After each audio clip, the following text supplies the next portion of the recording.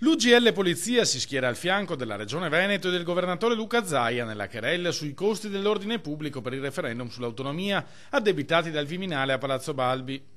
Abbiamo fatto anche un breve calcolo appunto dei costi che il Ministero ha segnalato alla Regione del Veneto. Qualcosa non ci torna, come il numero dei pasti, però ripeto, i costi che sicuramente il Ministero ha segnalato alla Regione sono quelli di lordo d'amministrazione, che ovviamente è un lordo che noi non conosciamo. Noi conosciamo il lordo che ci troviamo in busta paga, che non è lo stesso che loro hanno segnalato. Sappiamo che dovrebbe essere stato firmato un protocollo tra Stato e Regione, segnalano dal sindacato degli agenti. Chiederemo una copia per analizzarne punto per punto i contenuti. Quello che è certo è che una richiesta di rimborso per il costo delle forze dell'ordine è un fatto senza precedenti.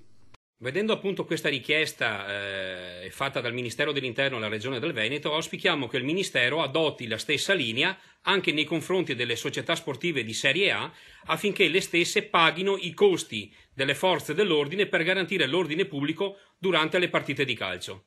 Una provocazione, spiegano i sindacalisti, alla quale vogliamo aggiungere una riflessione. L'unica specialità di polizia che non riceve nessuna indennità è la polizia di frontiera, che lavora quasi esclusivamente in porti e aeroporti gestiti da società private. Eppure i costi sono sempre stati a carico del contribuente. Cogliamo ovviamente l'occasione per dire che il nostro Ministero, così solerte nei confronti della Regione Veneto, a chiedere appunto i costi dell'ordine pubblico per i seggi, sia anche così solerte e veloce e celere nel pagare le varie indennità che attendiamo da più di un anno e mezzo.